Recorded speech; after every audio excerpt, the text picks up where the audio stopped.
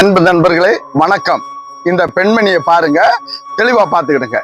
எதை இங்க சொல்ல பத்மநாபபுரம் தொகுதியில இன்னைக்கு 75 விழுக்காடு.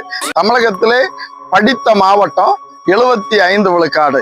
ஆனா நீங்க கரூரை எடுத்துக்கொண்டால் அங்க பல கொலைகள் எல்லாம் நடந்தது. அது ஒரு விபத்து. அதுல இன்னைக்கு 92க்கு மேல. ஏன் இங்க குமரி மாவட்டத்துல இந்த மாதிரிப்பட்ட 75 விழுக்காடுல இருக்குதுன்னு சொன்னா, போன விளவங்கோடு என்னுடைய எம்எல்ஏ இந்த பெண்மணியை பார்த்துக்கிடுங்க, என்ன செய்தாங்கன்னா டிஎம் லெவல்ல அங்க ஒரு பேச்சுவார்த்தையை நடத்தி அவங்களுக்குரிய ஊதியம் 640 ஆக சொல்லி, டிஎம் டிவிஷனல் மேனேஜர் 6 டிவிஷன் இருக்குது. பேச்சுவார்த்தை பண்ண வேண்டியது யார்கிட்டன்னா எம்டியை தாண்டி சென்னையில இருக்க ஏஆர்சியுடைய தலைமை அதிகாரி, வனத்துறை மந்திரி, முதலமைச்சர் இன்னும் இந்த எங்களுடைய மக்களை ஏமாத்திட்டு இருக்காங்க. ஏன் இதை சொல்லினா, இந்த பெண்மணிக்கு சம்பளம் 640 ரூபாய். அவங்க உணக்க ரப்பர் பால் 9.25 கிலோ எடுத்து கொடுக்கணும். தனி நபர்களுக்கு கிராமங்களை எடுத்து கொடுக்க முடியல. இருந்தாலும் நாங்க 1000 ரூபாய் சம்பளம் குடிக்கும். இந்த பெண்மணிக்கு அடுத்த கட்டம் என்னன்னா, 6:30 மணிக்கு முன்ன இந்த பிள்ளை தனக்கு மகளை ஒருக்கி ஸ்கூலுக்கு குட்டியார் பகுதிகளில் விட்டுட்டு தான் இவங்க இந்த யானைக்காட்டுக்கு போறாங்க. அதுக்கு பிறகுதான் இதுக்குரிய சம்பளத்தை தேடிக்கொள்ளுது.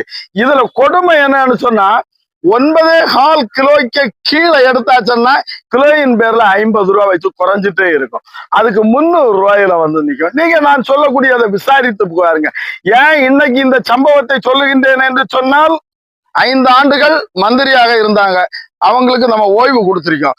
நீங்க மரியாதைக்குரிய செல்லசுவாமி கம்யூனிஸ்ட் கட்சியினுடைய வேட்பாளர், இன்னும் நான் கம்யூனிஸ்ட் கட்சியில போராடிட்டு இருப்பேன்னு சொன்னா அது எடுபடாது. பத்மநாபபுரம் தொகுதியினுடைய மக்களுக்காக சட்டமன்றத்துல, மந்திரி சபையில, கூட்டாட்சி தத்துவத்துல தமிழகத்துல நீங்க இடம் பெறணும்.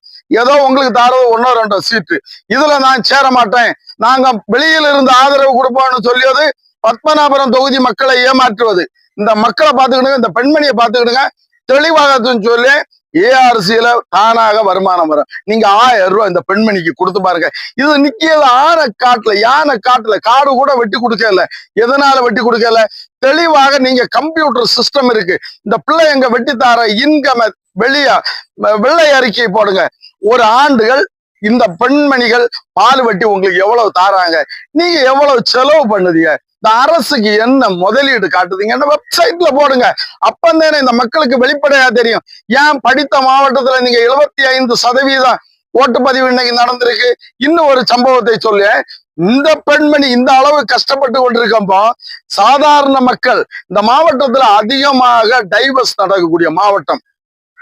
காலையில பாருங்க, 7 மணிக்கு இந்த பொம்பளை தன்னுடைய தொழிலுக்காக போயாச்சு.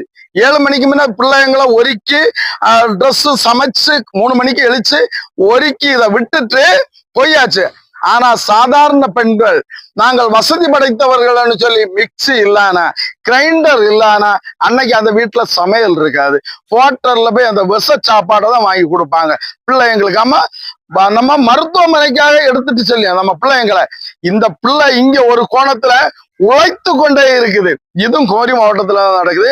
அதிகமான பெண்மணிகள், நாங்கள் வசதி படைத்தவர்கள், நாங்க சமைக்க மாட்டோம், மிக்சி இல்லாயிட்டு, கிரைண்டர் இல்லாயிட்டு, இன்னும் சலவை மிஷின் இல்லாயிட்டுன்னு சொல்லிட்டு அன்னைக்கு அந்த வீட்டுல ஒரே குழப்பமா தான் இருக்கும்.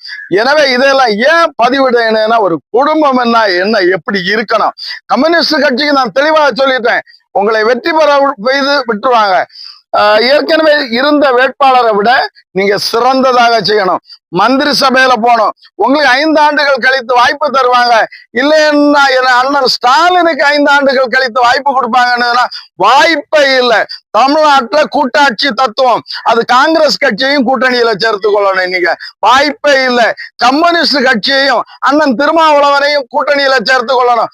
தன்னாட்சி என்று சொன்னால், நான் ஆளுவேன் என்று சொன்னால் தெளிவாக சொல்லுகின்றேன். 5 ஆண்டுகள் முடியும் பொழுது நீங்க திராவிடத்தையும் சொல்ல முடியாது, நாங்க திமுகன்னு சொல்ல முடியாது. கொஞ்சம் வெளிப்படையா சொல்ல, காங்கிரஸ் கட்சி உங்களை மதிக்கின்றது. ஒரு வாய்ப்பு உங்களுக்கு இந்த நேரத்துல தந்திருக்குது. கூட்டாட்சி தத்துவம். சென்னையில வேளாச்சேரியில நீங்க ஒரு திமுக காரர் பேசியாரு, அந்த வேளாச்சேரி வேட்பாளர் பாஸ் ஆகணும், வந்துட்டு போனோம். அகில இந்திய கார்கே இருக்கக்கூடிய கூட்டத்துல சொல்லியாரு, நான் சொல்லுகின்றேன், குமரியில் இருந்து பத்மநாபபுரம் தொகுதியில் இருந்து சொல்லுகின்றேன், இந்த தடவை கூட்டாட்சி தத்துவம் தமிழகத்துல நடந்தே தீரும். அது என்னால் முடிந்த அளவுக்கு செய்திகளை சொல்லிட்டே இருப்பேன். ஏற்றுக்கொண்டாலும் சரி, ஏற்றுக்கொள்ளாத இருந்தாலும் சரி, இந்த மக்கள் பணி சீராகவும் சிறப்பாகவும் இருக்கும். நீங்க பாருங்க, நீங்க பார்த்துட்டு இருக்கக்கூடியது ஒரு கொஞ்சம் ஆண்டுகளாக சொல்லக்கூடிய குலசேகரத்துல இருக்கக்கூடிய ஒரு மெடிக்கல் காலேஜ் இருக்கக்கூடிய ஸ்டேடியத்தை பார்த்துட்டு இருக்குதியா. இது இந்த நிலைமை. கரூரை சொன்னா, கரூர்ல நீங்க உடனே என்ன சொல்லுவீங்க, அங்க 41 பேர் இறந்து போனாங்க இல்லையா, அது விபத்து தம்பி. இது பத்மநாபபுரம் தொகுதியினுடைய நிலவரம். இது எவ்வளவு வளர்ச்சி பெற வேண்டியது இருக்குது. எனவே வரக்கூடிய ஆட்சி திமுக ஆட்சி, ஆனா கூட்டாட்சியினுடைய ஆட்சியா இருக்கணும். அதுல நீங்க பேச்சுவார்த்தை பண்ணலாம். கொஞ்சம் தனவந்தர்கள், இந்த வசதி படைத்தவர்கள் வீச முறுக்கி விட்டுட்டு காட்டலாம்னு சொன்னா, தம்பி பேஸ்புக்கு, வாட்ஸ்அப்பு, இன்ஸ்டாகிராம் உங்களை சுற்றி அப்படியே இருந்து கொண்டிருக்காங்க. மீண்டும் வாய்ப்பு இருக்காது. 5 ஆண்டுகளுக்கு கழிஞ்சு வாய்ப்பு இருக்காது. இந்த 5 ஆண்டுகள் ஒரு நல்லாட்சியை கொடுப்பதற்கு என்னுடைய வாழ்த்துக்கள்.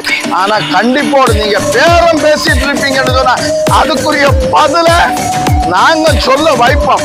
நன்றி. அடுத்த வீடியோல வருகின்றேன்.